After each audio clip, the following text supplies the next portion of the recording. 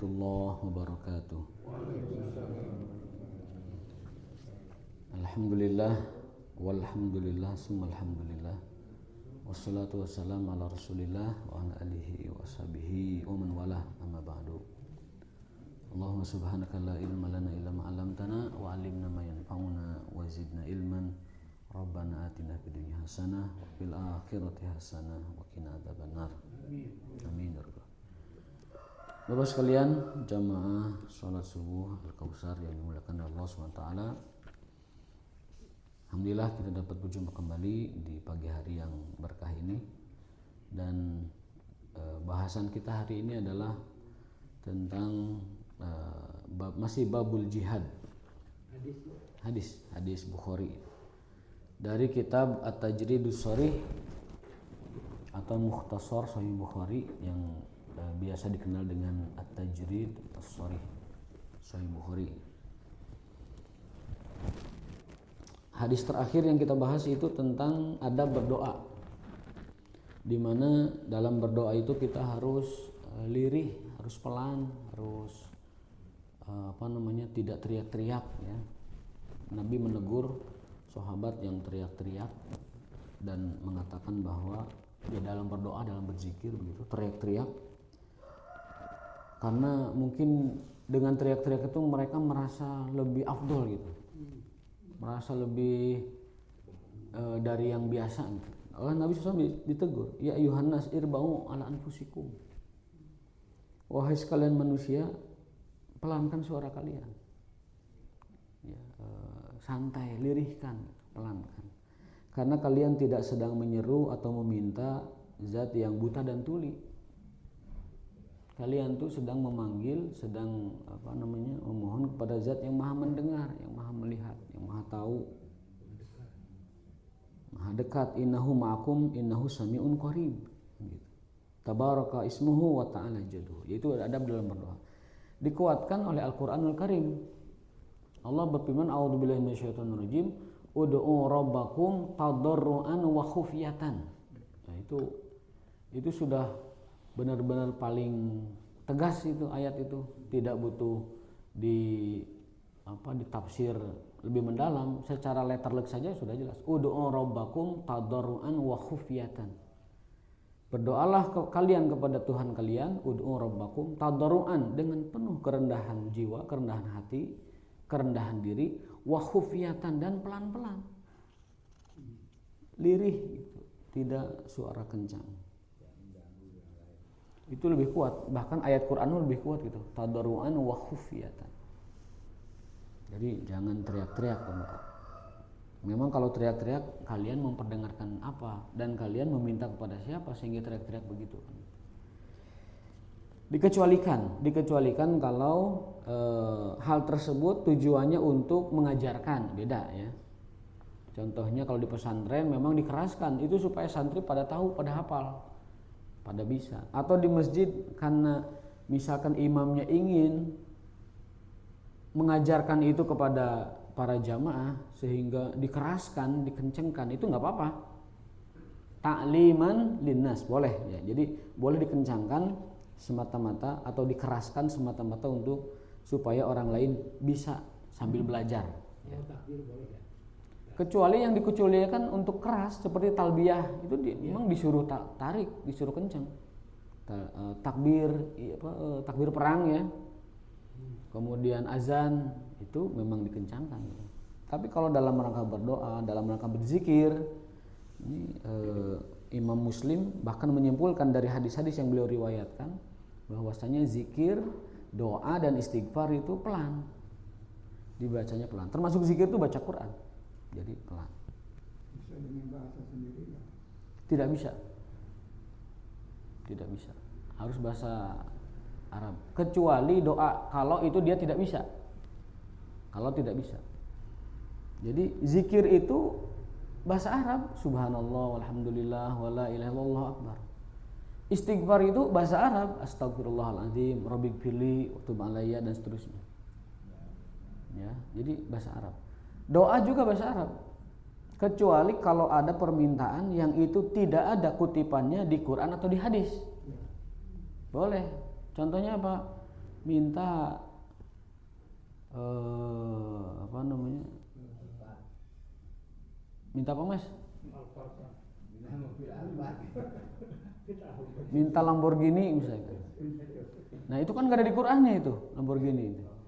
Ada secara umum ya minta rezeki, tetapi secara detail itu tidak ada. Maka bisa dengan bahasa kita, Allahumma rzuqni Lamborghini kan gitu. Jadi boleh. Baca dulu kutipan doa dari Quran, lalu cari kutipan doa dari hadis, lalu cari kutipan doa dari asar atau ulama, lalu baru baca doa dengan bahasa kita sendiri. Kalau bisa bahasa Arab, bahasa kita itu bahasa Arab gitu. Kalau kita ngerti bahasa Arab, pakai bahasa Arab dari diri kita sendiri. Kalau di Quran tidak ada, di hadis tidak ada, di asar para sahabat tidak ada, di doa para ulama tidak ada. Nah baru bahasa Arab kita sendiri. Kalau bahasa Arab kita sendiri nggak bisa, bahasa Sunda lah.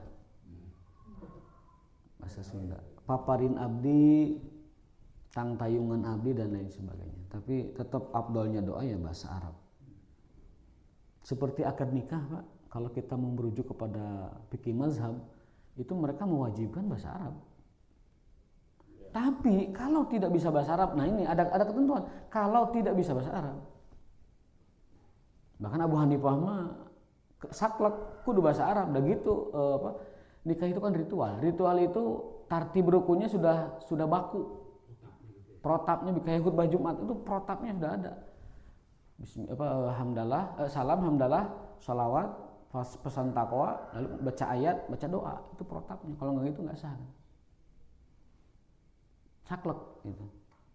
Nah, tetapi ada keringanan karena Islam itu selalu prinsip syariatnya itu adalah keringanan, ya, at-taisir, selalu kemudahan, maka dibolehkan baca akad dengan bahasa Indonesia. Tapi ya afdalnya bahasa Arab.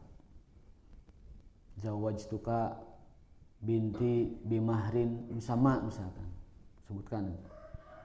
Jawabannya sederhana, cukup qabil itu saja, cukup. Atau diulang lagi akadnya dengan menyebut saya terima nikahnya, boleh. Yang penting itu ada ijab, ada qabul dan bahasa Arab. Saya sering mengisi pernikahan di perkotaan ya, itu banyak sekali yang meminta kepada saya untuk memastikan bahwa khutbah nikahnya pakai bahasa Arab dan akadnya pasti pakai bahasa Arab. Kenapa? Karena protapnya begitu. Ya, ketika Nabi mengisi khutbah nikah itu bahasa Arab, hanya membaca beberapa ayat, di antaranya surat An-Nisa ayat per awal-awal itu, kemudian membaca ayat-ayat tentang pernikahan.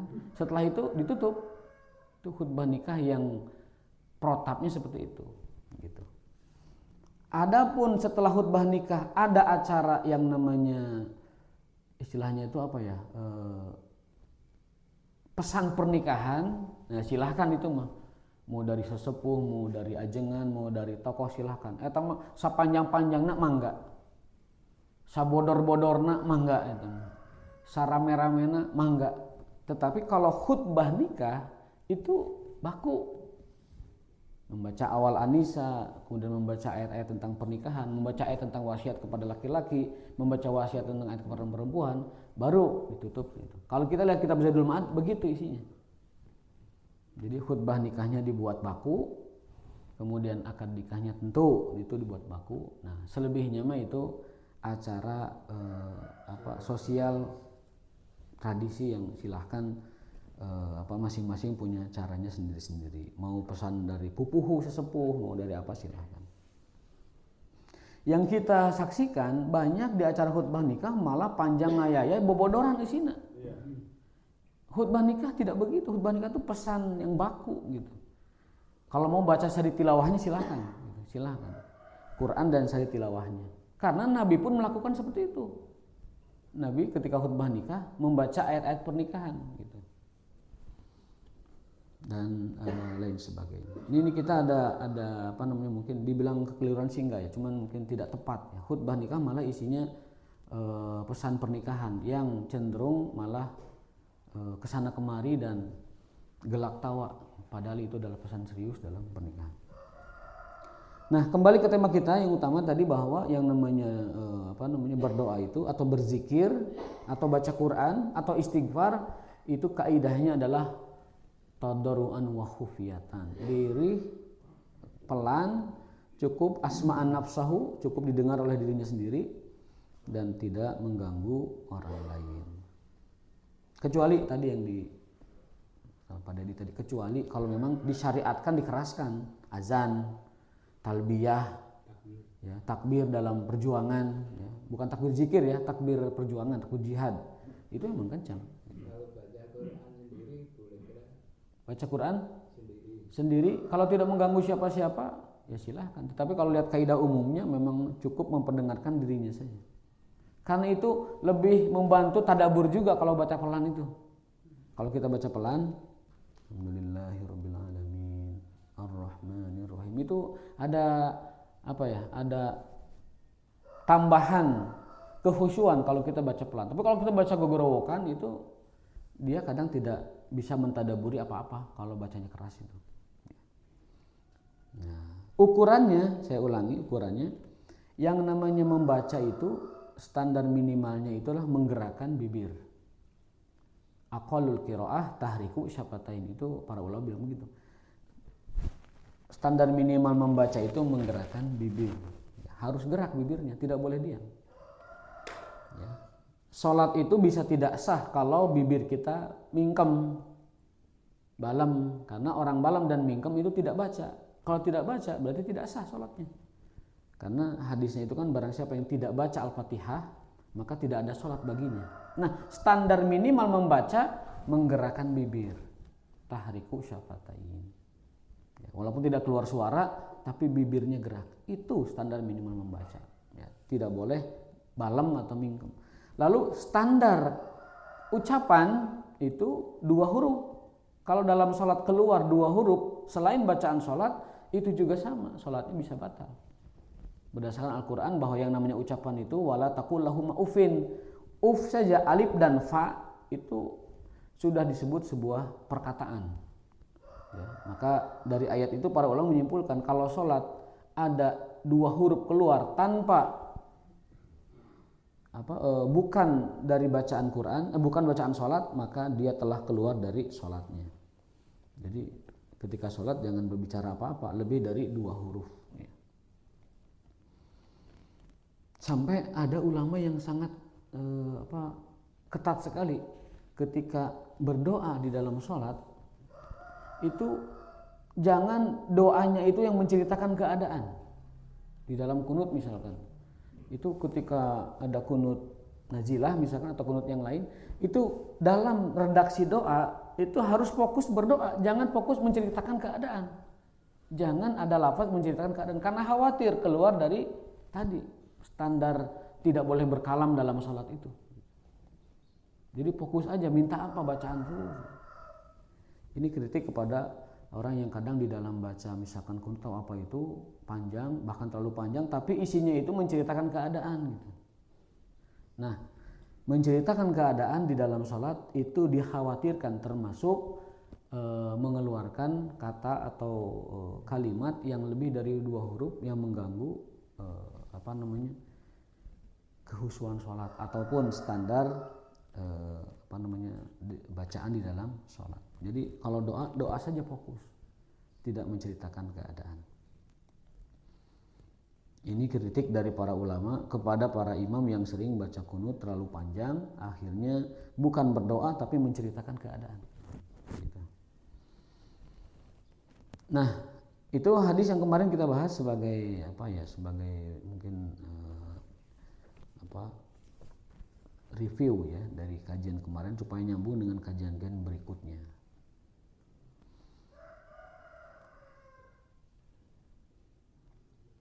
Wa an Abi Musa radhiyallahu anhu qala Rasulullah sallallahu alaihi wasallam idza maridal abdu aw safara kutiba lahu mislu ma kana ya'malu muqiman sahihan. Ini yang kemarin kita beberapa pertemuan kita baca tapi belum baca hadis tekstualnya. Ini hadis tekstual dari Abu Musa radhiyallahu anhu. Rasulullah SAW bersabda idza maridal abdu, apabila seseorang sakit, aw safara atau bepergian, musafir, ya. Kutiba lahu mislu ma kana ya'malu muqiman. Maka diberikan, dicatat baginya apa yang biasa dia kerjakan selama sehat dan mukimnya. Ya. Orang yang bepergian, musafir, atau orang yang sakit tidak bisa mengerjakan ibadah yang biasa dia kerjakan secara sempurna, kata Allah dalam hadis ini sebutkan bahwa dia tetap mendapatkan pahala dari bagiannya itu meskipun dia dalam keadaan tidak bisa melakukan karena sakit atau karena musafir.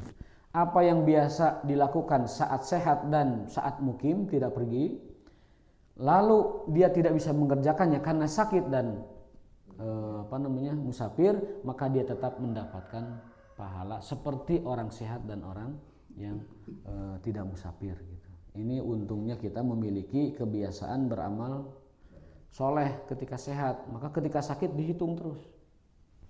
Itu juga manfaat kita punya kebiasaan baik selama kita mukim tidak musafir, sehingga saat musafir kita mendapatkan hal yang sama yang kita peroleh saat musafir. Itu teks hadis yang pesannya sudah kita sampaikan sebelumnya, tapi ini adalah bacaan dari tekstualnya. Hadis berikutnya, ini mohon maaf jika ada yang tersindir ya, mohon maaf sekali. An Ibnu Umar radhiyallahu anhuma an Nabi sallallahu alaihi wasallam qala law ya'lamun nasu ma fil wahdati ma a'lam. Kata Rasulullah, andaikan manusia, andaikan orang-orang tahu bahayanya menyendiri, bahayanya menyendiri. Menyendiri itu baik dalam perjalanan, baik dalam kehidupan, baik dalam aktivitas, baik dalam bekerja atau lain sebagainya. Masara rakibun bilailin wahdahu, maka tidak akan ada orang yang mau berjalan musafir sendirian. Jadi kata Rasul, andaikan orang tahu bahayanya menyendiri, maka dia tidak akan memilih cara itu gitu. Bahaya. Kenapa? Asyaiton ma'al wahid. Setan itu selalu membersamai al-wahid, orang yang sendiri. Jadi ya mungkin ada syarahnya hadis ini ya, menyendiri yang bagaimana mungkin. Kalau menyendirinya niatnya uzlah, itu kalau uzlah ya atau infirad itu ada anjurannya bahwa kelak ketika fitnah akhir zaman mulai menyerang setiap rumah ya, itu uzlah dan infirad itu adalah solusi yang ditawarkan gitu. Kalau uzlah itu memang meninggalkan masyarakat sepenuhnya, dia lari ke gunung, bawa agama dan kambingnya, dia ternak di sana, dia hidup di sana menyendiri sambil menjalankan agama, aman dari fitnah. Atau infirad, dia menyendiri tetapi masih bersama dengan orang-orang. Infirad itu dia bisa menyelamatkan dirinya di tengah keramaian masyarakat. Di tengah kemunduran masyarakat, di tengah perubahan masyarakat, di tengah dinamika masyarakat, dia masih bisa eksis berbeda dari mereka gitu. Tentunya dalam kebenaran, bukan berbeda mahiwal, bukan, tapi berbeda dengan kebenaran. Jadi itu ya, ada metode di dalam Islam itu infirad dan uzlah. Kalau infirad itu memisah dari keramaian tetapi masih ramai. Tapi kalau uzlah itu dia benar-benar meninggalkan keramaian dan menepi di gunung-gunung sambil menjalankan perintah agama. Itu kalau saat ini menurut saya Allah alam ya, zaman sekarang itu yang paling pas itu bukan uzlah tapi infirad. Kalau kita mau terjaga dari fitnah. Infirad itu infirad itu menjaga diri di tengah perubahan masyarakat. Menjaga diri di tengah perubahan masyarakat. Banyak dalil-dalil yang mengarah ke sana. Contohnya misalkan barang siapa yang menjaga sunnah, menghidupkan sunnah di tengah lupanya orang-orang kepada sunnah itu, hina tarokahan nas, atau meninggalkan sunnah tersebut, maka Rasul motivasi dia mendapatkan pahala arba'ina syahidan, pahala 40 mati syahid, dalam riwayat lain pahala 100 mati syahid. Itu kan dalil tentang infirad itu. Ya. Baik secara individu maupun secara berjamaah, yang pada akhirnya skalanya berjamaah. Jadi orang yang menjaga sunnah di tengah masyarakat yang berubah, itu dia mendapatkan pahala 100 mati syahid. atau 40 mati syahid dalam riwayat lain. Nah, jadi andaikan manusia tahu tentang bahayanya menyendiri dalam segala hal ya, maka dia tidak akan memilih jalur itu. Dia tidak akan melangkah atau berjalan di tengah malam sendirian ya. Kalau masalah safar, kalau masalah kehidupan secara umum ya begitu. Jadi anjurannya ya harus punya teman gitu. Imam Ahmad bahkan ketika wafat istrinya siang hari, malamnya itu langsung nikah lagi. Imam Ahmad bin Hambal siangnya meninggal istrinya, malamnya nikah lagi. Ditanya sama muridnya, "Tuan, kenapa Anda terburu-buru atau langsung nikah?" Jawabannya apa? "Bahkan kalau besok kiamat, hari ini saya mau nikah lagi." Andaikan besok kiamat itu maksudnya sudah tidak ada kehidupan gitu, tersisa satu hari, dunia ini tersisa satu hari, maka aku akan gunakan untuk menikah. Ya. Kalau kehidupan tinggal satu hari, yang dia lakukan adalah menikah.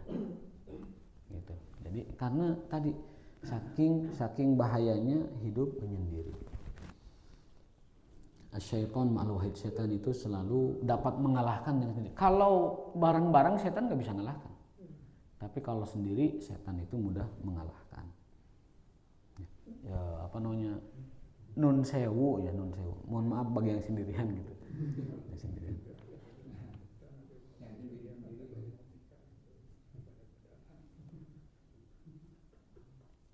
Jadi ini hadis riwayat Ibnu Umar, hadis sahih ya, dari Nabi sallallahu alaihi wasallam. Sendiri tapi nanti kan di jalan bareng-bareng. Ya maksudnya itu posisi sendiri itu tetap adalah posisi yang mudah digoda oleh setan. Baik safar sendiri ya, musafir. Itu bahaya juga, bisa jadi gangguan itu dari makhluk fisik ya kan? Bisa jadi gangguan dari makhluk tidak fisik, artinya godaannya, gangguannya dan sebagainya.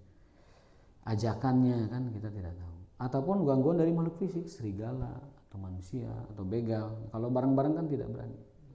Maka Nabi menganjurkan kalau safar itu minimal 2, ideal minimalnya 3 kan, agar satu orang jadi imam kan begitu. Idza kuntum salasatan, jika kalian 3 orang, falyu'ammir ahadakum, maka tunjuk amir 1 orang. Kalau safar 3. Ini anjuran bahwa safar itu minimal 2, bagusnya 3. Ya, bagusnya 3. Kalau sendiri itu mudah kegoda. Ya, mudah kegoda. Itu. Ya. Touring juga begitu ya. Touring juga sama. Tapi kadang ngajak 2 atau 3 teh susah. Ini belenyeng we sorangan. Gitu ya. Jadi begitu. Anjurannya begitu.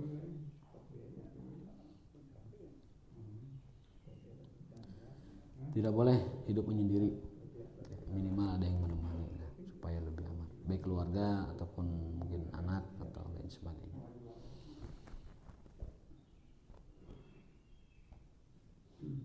Nah, berikutnya ini Imam Bukhari mencantumkan hadis-hadis yang beragam walaupun dalam bab yang sama ya, babul jihad.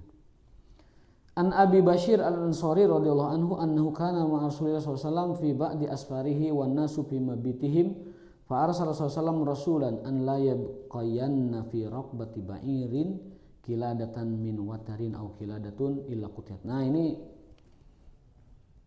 kenapa Imam Bukhari memasukkan ke dalam bab jihad? Karena begini ceritanya. Dalam sebuah perjalanan Rasul, ekspedisi ya, militer begitu. Ketika orang-orang itu tertidur, istirahat begitu, Nabi melihat ada orang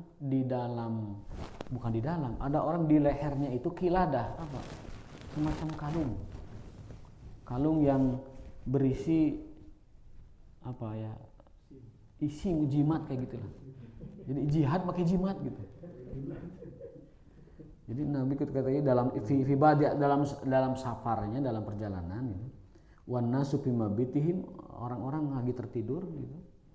Itu Rasul sampai menyuruh orang, kamu pergi ke dia ya. Arsalah rasulan, Rasul itu bukan Rasul utusan Allah, bukan, maksud Rasul itu pesuruh gitu. Rasul nyuruh seseorang untuk menyampaikan Allah yabqayana, tidak boleh, la-nya la nafi, nunnya nun taukid, tidak bolehnya tuh tidak boleh banget gitu.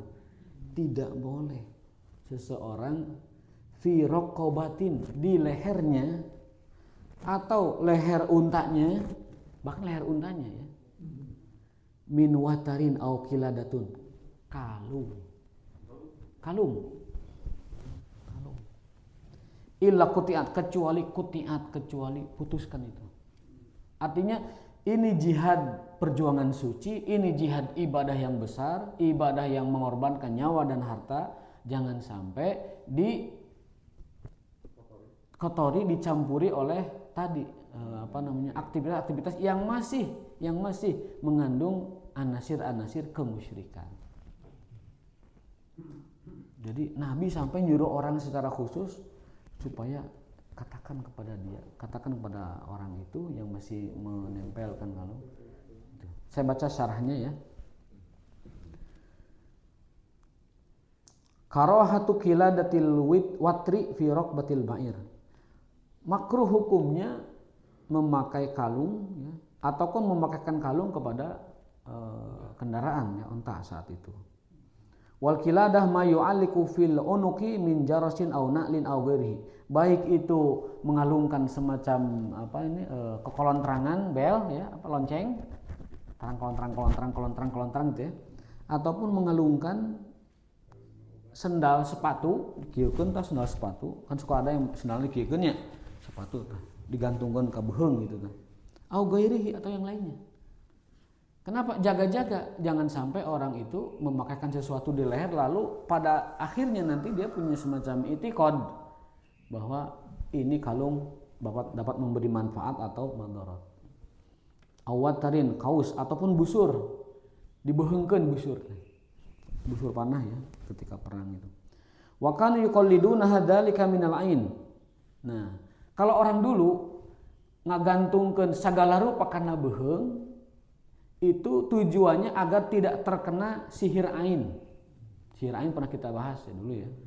Sihir ain itu sihir yang diakibatkan oleh pandangan mata.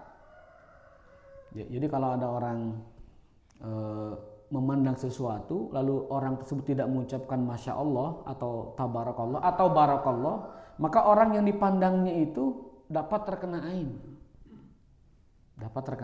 Bisa sakit, bisa jatuh, bahkan lebih parah bisa mati.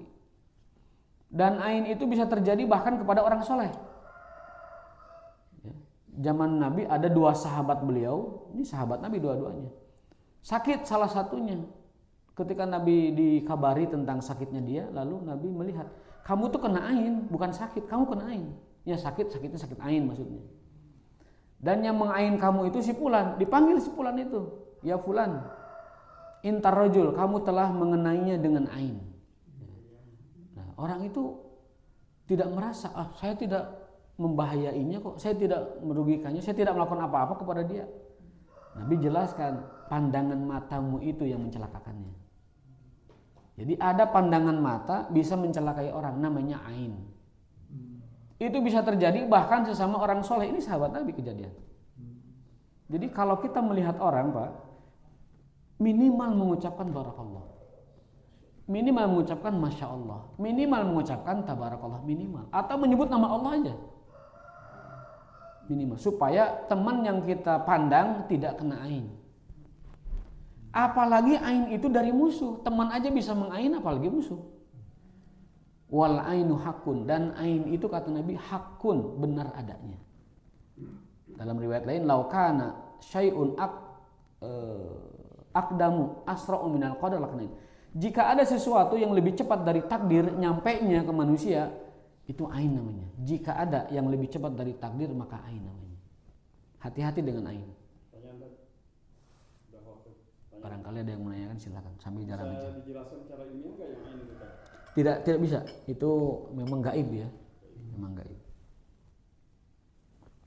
Jadi si jin itu mau menyerang seseorang melalui perantara pandangan orang lain. Jadi ada partisipasi jin? Ada. Ain itu jin, sepenuhnya jin. Ain itu jin. Tapi dia caranya masuk ke orang itu, ke target itu dengan pandangan gitu. Biasanya lewat pandangan iri atau pandangan takjub. Kita takjub sama anak kecil karena mungkin manis atau cantik atau lucu. Anak kecil itu lucu ya lucu, cantik sekali kayak ibunya. Loh kok ibunya disebut? cantik sekali ya, oh ganteng banget. Nah, tanpa menyebut masya Allah, itu si kecil bisa kena ain. Jin menyerang anak kecil itu lewat ain kita. Makanya Nabi menegaskan al-ainu hak, ain itu benar, ada gitu maksudnya. Dan kebanyakan umat tuh mati gara-gara ain. Ya, kebanyakan umatku wa aksaru sabab mauti ummati itu ain. Kebanyakan kena ain. Misalkan orang punya mobil bagus, Mercy lah. Hati-hati yang punya Mercy, lalu ada orang kagum kepada Mercy itu, waduh Mercy-nya luar biasa, herang, mengkilat, mewah gitu. Nggak nyebut nama Allah tuh. Bisa jadi kena ainnya bukan di tempat itu, tapi nanti di jalan. Ainnya kena di kopo, tapi reaksinya nanti di jalan. Tiba-tiba keguling, tiba-tiba masuk jurang, tiba-tiba kecelakaan. Kata Nabi, kebanyakan umatku mati itu gara-gara ain. Gara-gara hal gaib. Umatku mati gara-gara hal gaib itu lebih banyak daripada yang hal non gaib. Makanya surat Al-Falaq, surat An-Nas itu kan perlindungan dari ain. Al-Falaq, An-Nas itu perlindungan dari ain. Nah, supaya kita tidak mengenai ain kepada orang, maka ketika melihat orang, baik ada iri atau tidak iri, baik ada takjub atau tidak ada takjub, demi hati-hati dan penjagaan, ucapkan kalau lihat orang itu Masya Allah, atau Barakallah, atau Tabarakallah, atau nyebut nama Allah yang lain. Orang sekarang ada Tabarakar Rahman, ganti dari Tabarakallah. Barakallah diganti dengan Barakar Rahman, bisa aja mengganti itu. Silahkan, yang penting nada nyebut nama Allah Subhanahu wa Ta'ala. Ibu-ibu mau ngaji?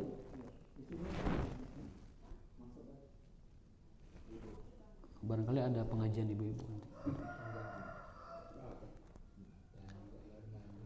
Allah yabqayanna fi raqabati wa irid. Nah, apa pesan dari hadis ini? Pesan dari sini adalah kita tidak boleh bertawakal kepada benda-benda.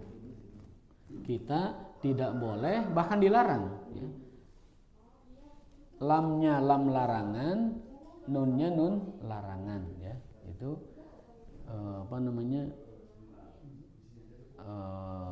larangan kita berbuat yang dapat merugikan atau merusak tauhid kita. Jadi kalau ada kepercayaan kepada benda, itu berarti tauhid kita itu ada masalah. Ya, tatoyur dengan benda, bahwa benda ini akan memberi manfaat, ya, bahwa benda ini yang paling banyak itu, mohon maaf, batu akik misalkan. Kalau ada masih kepercayaan bahwa batu akik itu memberi pengaruh, bahwa batu akik itu memberi dampak, nah itu berbahaya. Satu-satunya alasan kita boleh memakai cincin adalah semata-mata karena cincin itu sunnah Rasul, sunnah Nabi SAW. Jadi kita pakai cincin baik akik atau mungkin perak atau mungkin kecuali emas ya. Itu semata-mata karena ittiba'an li sunnah, karena ngikuti sunnah aja, tidak boleh ada. Nah, jadi pesan hadis ini kuat. Pesannya adalah tidak boleh orang yang memang hadisnya hadis jihad ya, tidak boleh orang atau orang beriman itu masih memiliki kepercayaan kepada benda-benda. Bukan hanya kepada dirinya, benda yang dipakai oleh hewannya pun itu Nabi menyuruh untuk mencopotnya. Illa qutti'at, putus itu, potong itu si kalungnya itu. Ada ustaz yang menisbatkan ke ATM itu ulah percaya atau ke HP itu. Itu olah itu teknologi beda ya. Teknologi. Kalau kalung kan memang khawatir orang itu bisa jatuh kepada kemusyrikan. Bahkan untuk laki-laki kan juga diharamkan menggunakan perhiasan. Ya, kalau itu kan ada hadis lain ya tentang larangan menggunakan perhiasan emas bagi laki-laki. Kata Nabi SAW bahwa emas itu kuhalalkan bagi wanita umatku dan kuharamkan bagi lelaki umatku. Tapi masih ada laki-laki muslim masih pakai emas, ada itu. Ya. Nah itu berarti dia berdosa tiap detik itu. Itu berdosa tiap detik karena apa? Setiap detik dia melanggar larangan Rasul. Ya. Setiap detik dia melanggar larangan Rasulullah. Jadi kalau mau pakai cincin itu sunnah, tapi jangan emas. Dalam hadis lain bahkan orang yang memakainya di dunia dia tidak akan memakainya di akhirat. Ya. Man labisaha fid dunya lam yalbasha fil akhirah. Yang memakainya di dunia tidak akan bisa memakai. Artinya apa? Tidak akan masuk surga. Yang dimaksud bahwa dia tidak akan memakainya di akhirat berarti dia tidak masuk. Karena apa? Karena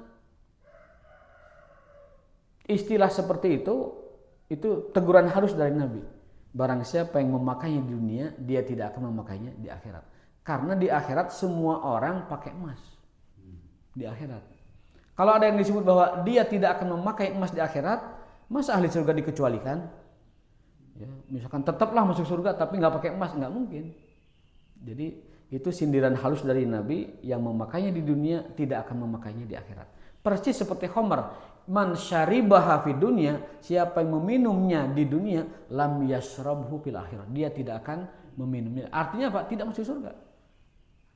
Makanya bagi yang meminum Homer, memakai perhiasan, karena Nabi sudah menyindir secara halus begitu, sebaiknya menjadi peringatan buat kita. Khawatir kalau kita tetap memakainya, kita tiap detik berdosa kepada Rasulullah SAW. Tentunya berdosa kepada Allah SWT. Nah, itu pesan dari hadis yang baru kita sampaikan. Ya. Larangan memakai kalung atau gelang atau cincin sambil ada keyakinan bahwa itu yungkiduhu minal ain, dapat menjaganya dari serangan-serangan gaib. Dari serangan gaib. Kalau pakai batu alinya tujuannya untuk meh nenggel teh ampeg gak lain itu mah. Jadi karena dia profesinya misalkan Jagger ya, atau dia bela diri gitu, takut ada yang menyerang dia, pakai batu cici segede peureub. Tujuannya untuk supaya mengalahkan lawan, itu tidak apa-apa. Ya, mungkin nanti dia bertanggung jawab aja apa yang dia kerjakan. Tetapi secara akidah itu tidak apa-apa. Yang dilarang itu meyakini bahwa si cincin, si gelang, si kalung itu memberi ada khasiat gitu. Ada khasiat minal ain, dari gangguan ain terutama. Ada pertanyaan Bu? Mungkin belum beres, 1 menit lagi ya? 1 menit lagi mungkin. Jika ada yang mau ditanyakan. Nah, sutra juga sama. Sutra. Nah, sutra juga ada larangan menggunakan sutra. Tapi dikecualikan orang yang punya penyakit kulit. Nah, jadi orang yang punya penyakit kulit itu boleh pakai sutra karena ada alasan kesehatan. Tapi kalau orang normal, orang seperti biasa gitu tidak boleh. Namun demikian ada yang membolehkan kalau sutranya itu sulaman saja. Jadi kain utamanya kain biasa, tapi ada sutra 1 helai 2 helai, sulam ya Nah itu ada yang memberi keringanan, masih boleh. Jadi sutra yang sifatnya campuran dibaja sulaman itu boleh. Yang penting tidak boleh sutra secara keseluruhan. Kalau perempuan boleh. Perempuan itu memang sesuai, cocok kalau dengan sutra. Kalau laki-laki itu dilarang. Ya? Oh, emas apa lagi? Itu bukan tidur, itu namanya ngalenyap gitu. Oh ya, pengumuman besok saya izin dulu karena anak saya ada kegiatan muaskar dari sekolahnya, harus mengantar ke sekolah jam 2 malam. Sementara di rumah kan nggak ada siapa-siapa, jadi saya yang ngantar nanti ke sana. Dan siangnya insya Allah sudah meluncur lagi ke Bandung. Jadi mungkin bisa diisi dengan tahsin dulu Kang Rana ya, atau dan sebagainya besok. Ya, dan Kamis normal lagi seperti biasa. Qul qouli hadza wa astaghfirullahaladzim. Subhanakallahumma wa bihamdika asyhadu an la ilaha illa anta astaghfiruka wa atubu ilaik. Assalamualaikum warahmatullahi wabarakatuh.